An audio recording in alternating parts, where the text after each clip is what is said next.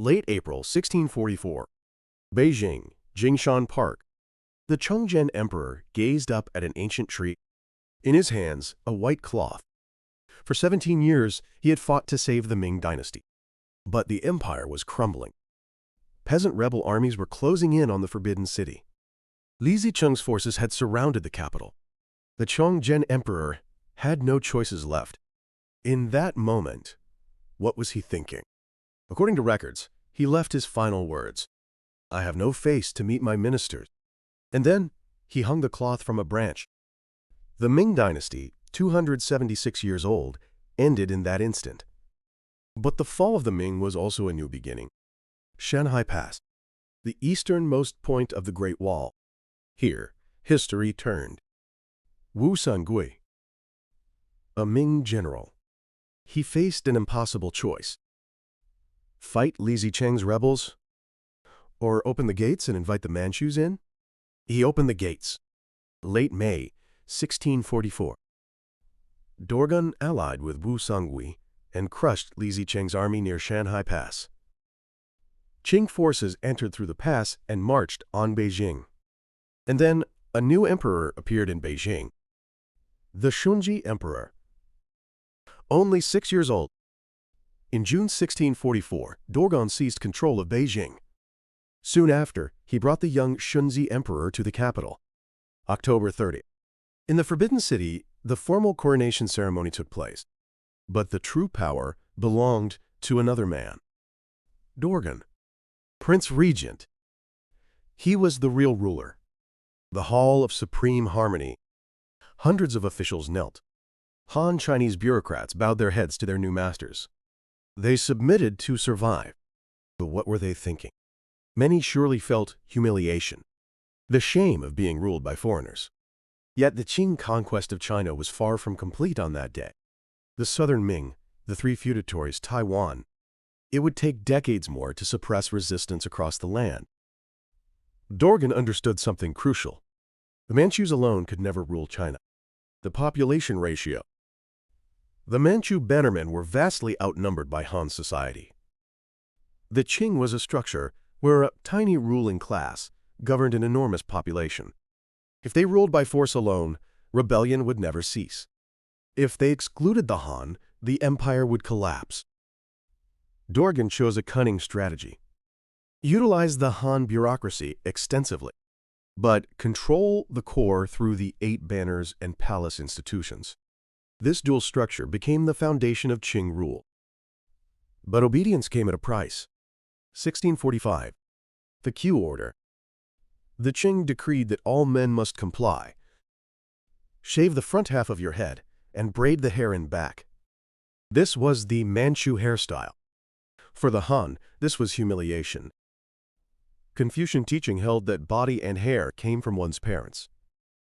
To cut one's hair was an act of filial impiety. But the Qing order was crystal clear. Keep your head but lose your hair, or keep your hair but lose your head. If you kept your hair, you lost your head. If you kept your head, you lost your hair. Many resisted, and many died. The 10 Days of Yangzhou. The 3 Massacres of Jieding. In regions that violently resisted the Q, Qing armies unleashed massacres. Hundreds of thousands who refused are said to have been slaughtered. This wasn't merely about hairstyle.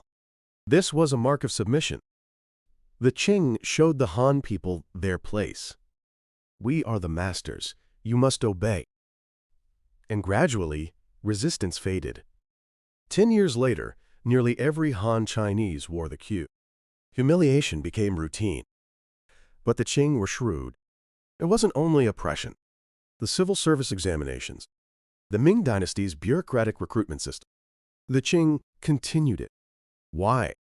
The examinations were the only path to advancement for Han intellectuals. Pass the test, and even the poorest could become an official. The Qing exploited this system.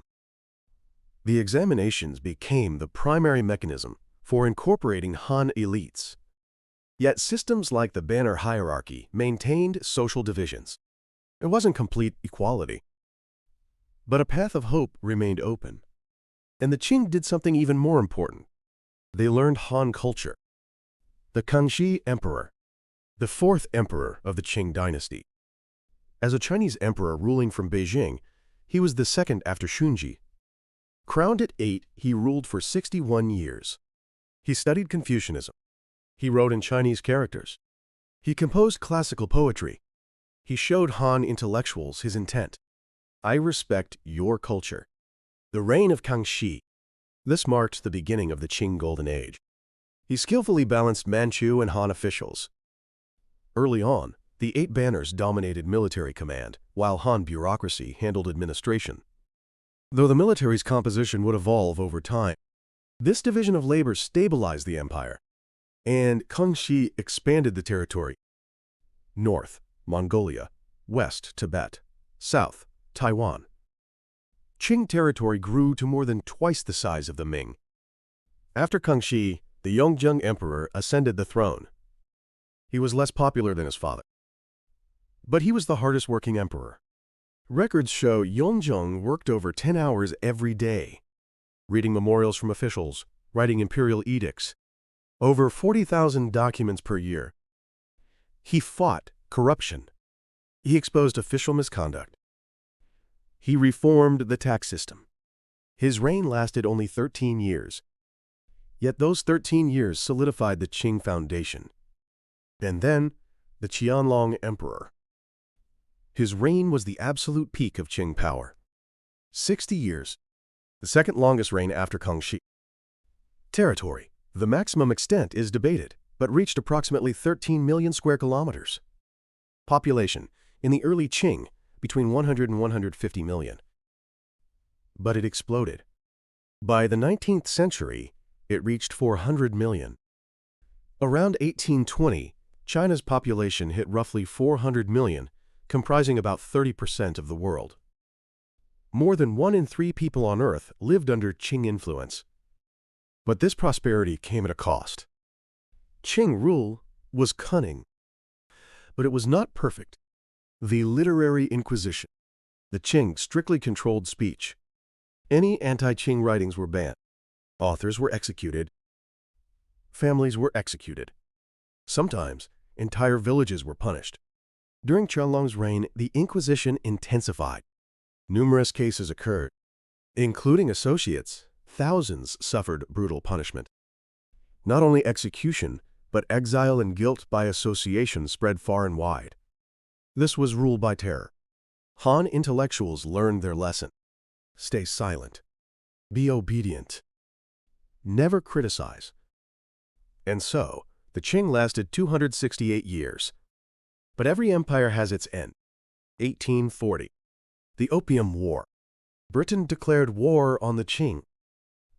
The reason was opium. Britain sold opium produced in India to China.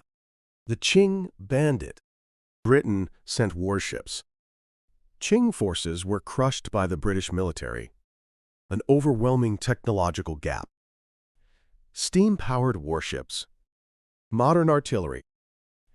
Trained soldiers. Qing wooden ships and outdated cannons stood no chance. British forces advanced north from the Pearl River mouth along the coast, pushing into the Yangtze region. They defeated Qing armies everywhere and demanded peace. 1842. The Treaty of Nanking. The Qing ceded Hong Kong. Paid reparations. Opened 5 ports. The following year, 1843, the Treaty of the Bogue established consular jurisdiction and most favored nation status. This marked the beginning of Qing decline. And then, an even greater crisis arrived. 1850. The Taiping Rebellion. Hong Shuquan, a Han man who failed the civil service exams. He founded a unique religion influenced by Christianity. And then he rebelled. Overthrow the Qing and establish the heavenly kingdom of great peace. His army swelled rapidly. Over 1 million joined. Why? After the Opium War, trust in the Qing had vanished. Taxes were crushing, corruption rampant, and the people suffered. The Taiping forces seized Nanjing. For 14 years, they battled the Qing. And the death toll, though estimates vary, is often placed in the tens of millions. This was one of the deadliest civil wars in human history. The Qing attempted modernization through the self-strengthening movement. They built arsenals and imported Western technology, but institutional constraints and domestic and foreign crises limited success. And then, 1911, the Xinhai Revolution. Revolutionary forces led by Sun Yat-sen rose up in Wuchang. The revolution spread across the nation like wildfire. Rebellions against the Qing erupted everywhere. The Qing had lost the support of the people. 268 years. The Manchus had ruled the Han. But this rule was fragile. Foreign pressure and internal chaos brought the empire down. February 12, 1912. The Forbidden City. Puyi, a 6-year-old boy emperor. He signed the abdication edict. More precisely, the Empress Dowager Longyu signed it. Puyi could not comprehend what was happening. He simply obeyed the adults around him. That day, the Qing dynasty ended, without a sound. Quietly. 268 years. Despite being vastly outnumbered, the Manchus ruled China. So how did they achieve this? The answer lies in 4 strategies. First, cultural adaptation. The Qing learned and respected Han culture. They continued the civil service exams and promoted Confucianism. To the Han, they presented themselves as Confucian emperors. Second, a cunning dual structure. They utilized Han bureaucracy while controlling the core through the 8 banners and palace institutions. This division made governance of both groups possible. Third, rule by terror. The Q order, the literary inquisition. Those who refused to submit were punished without mercy. But there was another crucial aspect of Qing rule. Fourth, Manchu solidarity. While learning Han culture, they strictly preserved their Manchu language and martial traditions. They maintained their distinct identity as the core of their rule. The Qing was both a Sinicized dynasty and a multi-ethnic empire that governed Mongolia, Tibet, and Xinjiang through different systems. To the Han, a Confucian emperor. To the Mongols, a Khan. To Tibet, a Chakravartin king. This multifaceted nature was the Qing's true strength. Yet, this strategy had its limits. Vulnerability to foreign pressure, failure to modernize, and loss of popular support. Finally, I ask you this. All rule must end. But history's lessons remain. A minority cannot rule a majority through force alone. It requires respect for culture, clever institutional design, and maintenance of one's own identity. And sometimes, terror was necessary. But what is true rule?